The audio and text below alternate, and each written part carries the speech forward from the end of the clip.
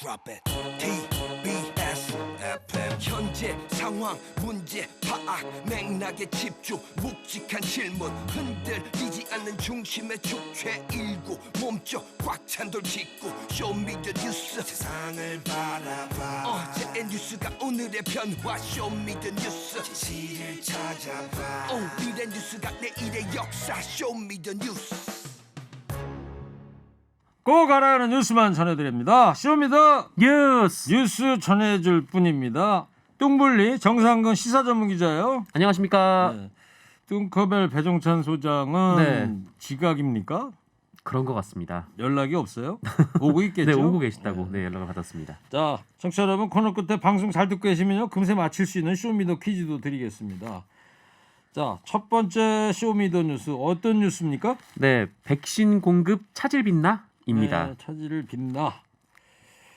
어제부터 50대 후반 국민들에 대한 접종이 시작이 됐죠? 맞습니다. 만 55세부터 만 59세에 해당하는 국민들에 대해서 코로나19 백신 접종이 시작이 됐는데 이 접종이 시작되면서 그동안 좀 다소 정체 양상이었던 백신 접종도 다시 속도를 내고 있습니다.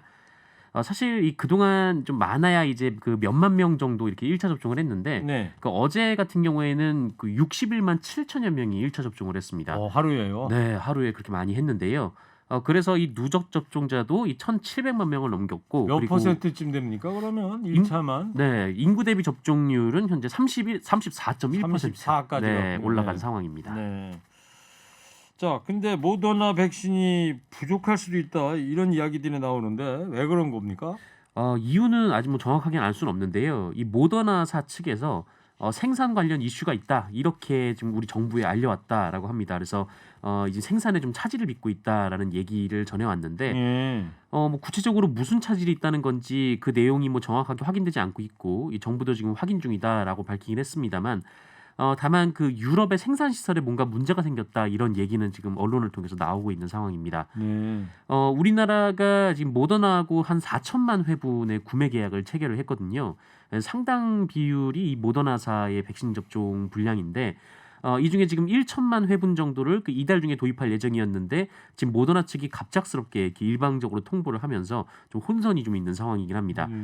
뭐 다행히 지금 화이자 백신이 매주 그 일정량은 들어오기 때문에 이 당장은 큰 문제는 발생하지 않을 것으로 보이고. 그러면 모더나 접종하실 분들은 이제 화이자로 대체가 되는 겁니까? 네, 그래서 이 정부에서도 원래 이제 화이자와 모더나를 동시에 쓰려고 했는데 그 이번 주는 일단 그 비수도권 접종자분들만 모더나를 맞고 이 다음 주에는 전부 이제 화이자 백신을 접종하는 걸로 그렇게 지금 방침을 바꿨습니다. 근데 다만 계속 이렇게 하더라도 이제 모더나 백신도 양이 상당하기 때문에 이 문제가 좀 조기에 해결되지 않을 경우 좀 문제가 생길 수도 있다 이런 걱정도 나오고 있습니다. 정말 우려가 되네요. 뭐 공장에 문제가 생겼다는 거 아니에요? 우리나라에 들어와야 될 물량이 못 들어오고 있다는 건데. 네네. 그래서 이번 주 금요일 날 백신 미접종 국민에 대한 접종 계획이 또 나온다면서요? 네, 아직 백신을 접종하지 않은 분들이 이 만 18세부터 49세 이 국민들이 지금 백신 접종을 하지 않고 있는데요. 이번 주 금요일에 그 이분들에 대해서 언제 접종을 할지 또 어떤 방식으로 접종을 할지 그 계획을 정부가 금요일 날 발표하겠다라고 밝혔습니다. 지금 가장 주목이 되는 부분은 그 예약 시스템인데요. 네. 지금 저희가 그 예약 시스템을 딱 오픈을 하면은 좀 많은 분들이 한꺼번에 몰려와서 좀 서버가 다운되는 일이 자주 발생을 했었는데, 예. 그래서 이 정부에서는 뭐 한 번에 이렇게 쭉 받는 게 아니라 이번에 뭐 몇 년생부터 몇 년생까지 나눠서 50대 초반 나눠서 분들을 이렇게 받았던 잘게 것처럼, 나눠서 예약을 받았죠. 네, 그래서 이렇게 좀 분산 접종 예약 방식을 좀 검토하고 있는 상황으로 좀 알려져 있습니다.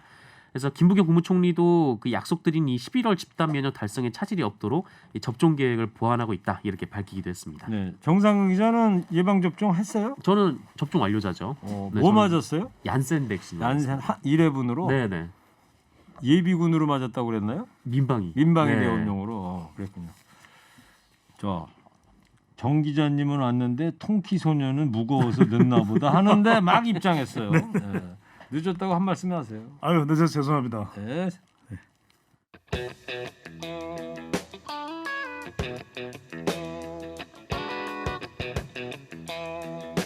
네. 배 수장님. 네. 숨이 좀 차겠지만 네. 두 번째 쇼미더뉴스 뭐 보여줄 거예요? 윤석열의 입당 밀당입니다. 네. 윤석열 전 총장이 국민의힘 입당 눈앞에 두고 있다는 보도가 뭐 계속 나오고 있습니다. 네. 오늘 본인이 또 결정을 못했다고 밝혔더라고요. 예, 어제도 이제 비슷한 소식을 전달해 드렸는데 8월 10일이 거론되고 있었는데 윤석열 후보 스스로는 아직 결정되지 않았다라고 일단 밝히고 있고요. 또 일각에서는 이게 글쎄 이제 캠프 측으로부터 나오는 이야기인지 최근에 새로운 이 계파가 생겼더라고요. 친윤 반윤. 네. 그래서 친윤파 의원들 중에서는 나온 뭐 소식일 텐데 8월 15일 광복절에 입당할 수도 있다 이런 이야기도 나와 있고, 그러니까 정확하게 입당 날짜가 밝혀지지 않았습니다. 그러니까 윤석열 후보 본인의 입을 빌면 국민의 입당 여부를 아직 결정하지 못했다. 늦지 않게 결정한다. 근데 이게 지난 6월 29일 출마 선언한 이후로 계속 비슷한 답변이거든요. 근데 명확하게 언제다 또는 언제 이전이다 또는 아니다 입당을 안 한다, 이게 명쾌하게 아직까지 확답을 주고 있지는 못한 그렇습니다. 상황입니다. 근데 본인 입으로 뭐 입당하겠다는 얘기는 안 했지만 분위기는 이제 그쪽으로 가고 있는 것 같아요. 네, 그러니까 지금 상황에서는 이른바 친윤파 인사들이 대거 한 40여 명 가까이가 입당을 촉구하는 연판장을 돌리기도 했고, 현역 의원들이 국민의힘. 네네. 그리고 이제 친윤파라고 해야 될까요? 이제 김종인 전 비대위원장과 가까운 인사들 또 친박계 인사들이 한 9명 정도가 뭐 방송을 하던 분도 계시고요. 그렇죠. 평론가도 윤석열 캠프 쪽에 합류를 했거든요. 근데 이런 상황까지 됐는데 이게 이제 비판을 받고 있기도 하고 해당 행위다라고 하는 지적까지 받고 있는데, 만약에 입당을 안 한다, 그렇다면 윤석열 후보로서도 상당히 부담스러울 수밖에는 없는 시점이 된 거죠. 네. 하여튼 이제 큰 그림은 좀 바뀐 것 같아요. 예를 들면은 연말까지 국민의힘에서 후보가 공식 선출될 때까지 제3지대에서 빅텐트를 쳐가지고 거기서 당대당 통합 단일화 쪽으로 가려고 했던 게 그 그림은 지금 무너지고 있는 것 같은데. 네. 그래서 입당을 만약에 이제 8월 안에 국민의힘에 하게 되면 윤석열 전 총장 지지율에 도움이 될지 어떨지, 오늘 김어준 뉴스공장에서 민주당의 정청래 의원하고요, 조혜진 국민의힘 의원이 설전을 붙였는데, 정청래 의원은 입당을 하면은 위기가 된다, 조혜진 의원은 아니다, 이런 주장들을 펼쳤는데 네. 잠깐 한번 다시 들어보겠습니다. 이 부분을. 윤석열은 제가 봤을 때는 정치적 식견도 없고 뭐 내공도 없고 또 가족 리스크도 있고 오로지 지지율 하나가 깡패였거든요. 이거 지금 무너지고 있어요. 그럼 윤석열 자체가 무너지는 거예요.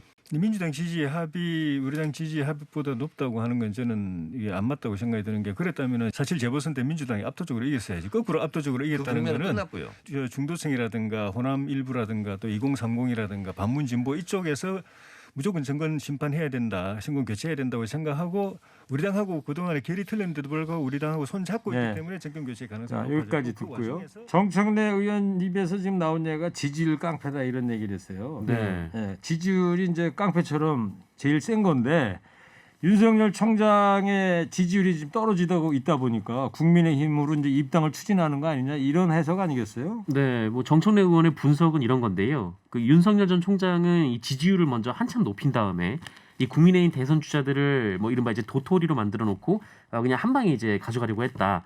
그런데 지금 그게 안 되는 상황이다, 이렇게 분석을 했습니다. 지지율이 떨어지고 있으니까. 네, 돌아다니면 표가 떨어지는 사람이 있는데 뭐 윤석열 전 총장이 그런 사람이다라면서 이 국민의힘에 들어갈 수밖에 없다는 것 자체가 이 윤석열의 위기를 보여주는 것이다, 이렇게 진단을 했는데요. 반면에 조혜진 의원은 그 윤석열 전 총장은 그동안 뭐 늦지 않는 때 입당한다고 계속 밝혀왔다, 뭐 이렇게 입장을 말하기도 했습니다. 네. 자, 여기까지 하고, 그 윤석열 전 총장이 어제부터 법정 후원금 받기 시작했는데 한도를 채웠다고 그러죠? 네, 후원금 계좌를 연 지 하루 만에 그 한도액인 25억 원을 다 채우고 모금을 마감했다라고 밝혔습니다. 매우 중요한데요. 뭐가 중요합니까? 네, 25억. 25억 원을 중요합니까? 네, 매우 밑줄 몇 개 중요합니다. 쳐요? 밑줄 5개. 왜요? 이 선거 비용 제한액이 513억이거든요. 네. 이 중에 윤석열 전 총장은 무소속이기 때문에 그 5%인 25억 정도만 후원금을 모집을 할 수가 있습니다. 그렇군요. 네, 후원금을 딱 여기까지만 모금을 할 수 있기 때문에 여기까지만 후원금을 받고 그 이후로는 후원금을 더 못 받는 상황인데요. 25억이 중요하다. 네. 뭐 사탕 하나 드릴게요. 아유, 감사합니다. 몇 개 안 남았네. 이제. 근데 다만 이제 그 본선으로 넘어가면은 그때 추가로 더 후원금을 지금 모집을 할 수가 있습니다. 네. 그래서 어쨌든 윤석열 캠프는 어제 저녁 8시 15분쯤에 이 마지막 입금을 끝으로 25억 6,545만 원 모두 후원금 모집을 완료했다라고 밝혔고요. 또 윤석열 전 총장은 SNS를 통해서 국민의 정권 교체 열망이 표출된 결과라고 생각한다. 뭐 상식이 통용되는 공정의 대한민국을 만들겠다 이렇게 강조했습니다. 이 후원금은 뭐 통장 계좌로 받겠죠? 그렇죠. 네. 후원금 계좌가 열리는데 뭐 윤석열 후보가 다른 이유보다는 보수 야권의 유력 후보이기 때문에 마치 우리가 정치 테마주처럼 그렇게 후원금이 몰렸다고 봐야 될 것 같고요.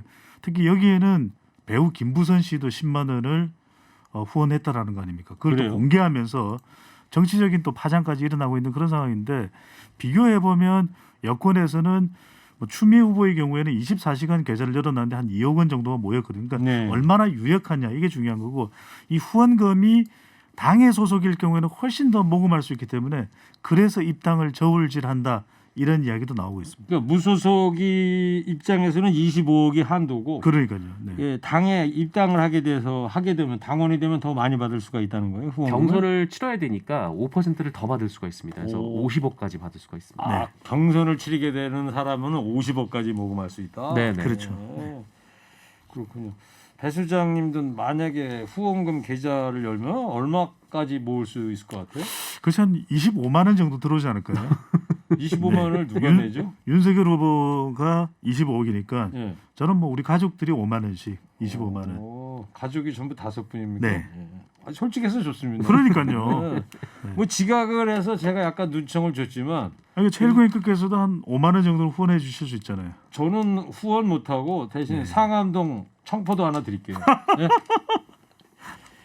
자, 최재형 전 감사원장 측에서도 본격적으로 윤석열 전 총장 측을 견제하는 것 같더라고요. 네, 그렇습니다. 강력하게 비판도 하고 있고 또 윤석열 후보에 대한 이 공개 지원을 견제하고 나섰습니다. 최재형 전 감사원장 측에서는 최근에 이제 지지율이 올라가고 있는데 당에서 아직 입당도 하지 않은 윤석열 후보에게 지원하는 것을 납득할 수 없거든요. 그러니까 이런 이야기를 했습니다. 기존에 입당해 있는 분들하고도 형평성의 문제도 있을 수 있는 것이고요. 국민의힘 박대출 의원의 발언입니다. 정당 민주주의 기본이 이렇게 무너지는 모습이 되는 게 선후가 바뀐 느낌이다. 그러니까 최재형 전 감사원장을 지지하는 당내 의원들 중심으로 이야기가 나오는 것인데 최재형 전 감사원장이 불리한 구도가 되는 거 아니냐 이런 비판을 지금부터 벌써 이 견제에 나서는 모습이 나타나고 있습니다. 그렇습니다. 자, 한 청취자께서 배종찬 소장님은 지각을 했으니까 후원회를 만들 게 아니라 무겁당에서 징계위원회를 회부해야 된다. 아 근데 변명 아닌 변명을 드리면 네, 지금 요즘 더위 때문에 이제 배차 간격이 좀 달라졌더라고요. 버스요. 그런데 뭐 유급 원입니다. 여튼 늦은 건 늦은 거니까 예, 좀 이해를 해주시면. 알겠어요. 예. 미안해요, 물어봐서. 아니 마음 아프겠어요? 아직 뭐 마음이 정말 깊은 상처가 만들어집니다. 예, 점심도 못 드셨을 것 같고. 예. 자, 정상 기자. 네. 민주당은 이른바 명락대전에 대한 우려가 나오고 있다면서요? 네, 지금 민주당에서는 이재명 후보와 이낙연 후보 간의 뭐 이른바 진흙탕 싸움이 벌어지고 있는데 뭐 17년 전인 노무현 전 대통령 탄핵 소환에 이어서 이 백제 발언을 두고도 좀 설전이 오가고 있습니다. 그래서 민주당 지도부가 결국 경고를 하고 나섰는데요. 이 송영길 대표가 어제 최고위원회에서 민주당 후보들 간의 지역주의 논란이 벌어지는 것은 매우 유감이다 이런 입장을 표명했고 또 원팀 정신으로 경선을 치러나가자 이렇게 당부하기도 했고요. 그리고 어제 이상민 선거관리위원장도 이 각 캠프의 총괄본부장들을 불러서 선을 넘은 볼썽사나운 상호 공방을 즉각 멈춰달라 이렇게 주문하기도 했습니다. 지금 민주당 6명 본선에 오른 분들 토론회가 내일쯤 있지 않나요? 네. 오늘인가 내일인가 좀 있었던 걸로 알고 그래서 한번 더 있는데. 확인을 해보겠습니다. 그러니까 예. 뭐 이제 지금 본경선 자체는 순회 경선 중심으로 해서 이제 미뤄져 있는 상황인데 최고위원님 말씀하신 대로 이게 빨리 뭐 토론회 등을 개최했더라면 오히려 서로 간에 네거티브를 조금 예방할 수도 있는 것이거든요. 맞아요. 그래서 네. 그래서 결정적으로는 지지율을 보더라도 이재명 후보도 그렇고 이낙연 후보도 그렇고 정체돼 있습니다. 그러니까 이게 결국 네거티브가 지지율이 올라가는 해법은 안 되는 것이거든요. 그러니까 백제 이야기가 나오는 것도 서로 간에 호남표를 확보하겠다. 결국 호남이 가장 중심에 서 있는 모습입니다. 예. 네, 내일 토론회가 열리고요. 그죠? MBN하고 연합뉴스 TV가 공동 내일 몇 주관을 시에 진행합니다. 한대요? 내일 밤에 하나요? 시간은 좀 더 알아보겠습니다. 알겠습니다. 네.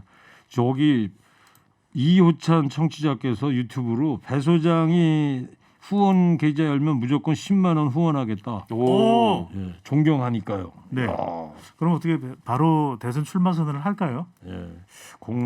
글쎄 놔두고요. 0414님은 배 소장님 저도 5만 원 후원할게요. 와. 그러면 가족 25만 원에 네. 15만 원 50만 원이네. 우와. 40만 원 현재. 네. 예, 알겠습니다. 저는 축하합니다. 국민 여러분의 후원을 안고 네. 네, 거기까지 하시고요. 네.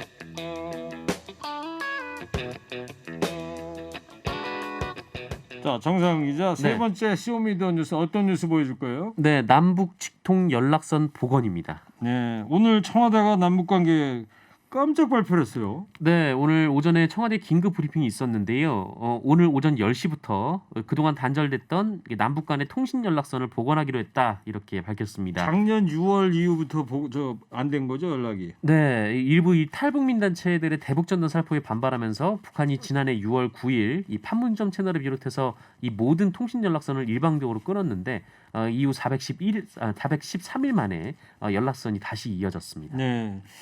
그래도 지금 뭐 이게 남북 간에 완전히 대화가 차단된 줄 알았는데 뭔가 네. 다시 연락이 된다 그러니까 너무 네. 반갑다는 생각이 들고 신서를 서로 또 주고받았다면서요? 그러니까요.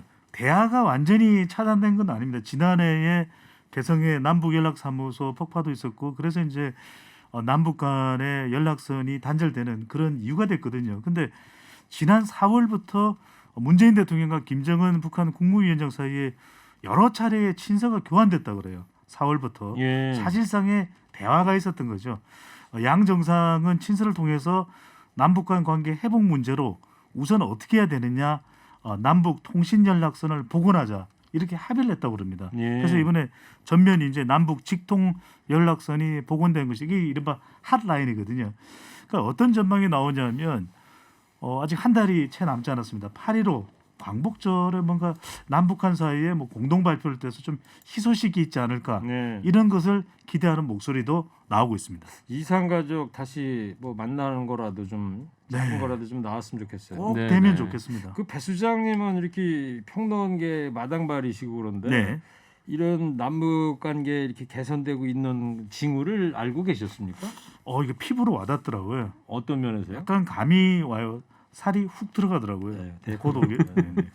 지금 탕진잼 청지자께서 첫 토론회가 내일 5시에 MBN하고 연합뉴스 주최로 열린다고 합니다. 내일 5시에. 네, 네. 오후 5시입니다. 근데 내일 5시면은 온두라스하고 그러니까요. 축구 평가 아니 그러네요. 3차전 있는 날인데 네. 시청률이 썩 높지는 않을 것 같습니다. 예. 양쪽을 다 보면 되죠.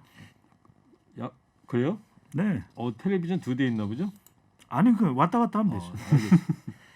자, 정상 기자, 네. 북한 측은 입장을 밝힌 게 있어요? 우리는 이제 입장을 밝혔는데. 네, 북한이 조선중앙통신을 통해서 입장을 밝혔는데요. 이 오전 11시쯤에 조선중앙통신이 관련해서 보도를 했습니다. 그동안 남북 통신 연락선이 단절됐다가 이제 복원됐다 이렇게 밝혔고요. 이번 복원이 이 남북 관계 개선과 발전에 긍정적인 작용을 할 것이다 이렇게 강조를 했습니다.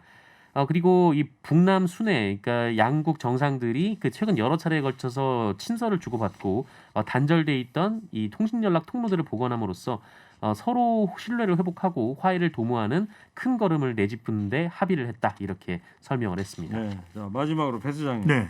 자, 이제 문재인 정부 임기 후반기에 이제 접어들었는데 어떻습니까? 지난번에 문재인 대통령도 남북 간의 대화는 계속 신뢰 추구해 네. 나가겠다 미리 얘기를 한 적은 있는데 어때요? 또 한 번의 정상회담 국민들이 기대해 볼 수 있을까요? 현실적으로는 가능하겠느냐라는 이야기가 많이 나오지만 저는 정말 남북 관계에 또 한 걸음 더 전진을 위해서 기대를 해봅니다. 그런데 그럴 만한 징후가 있는 것이 북한도 남북 연락선을 전면 복원하면서 이런 이야기를 했거든요.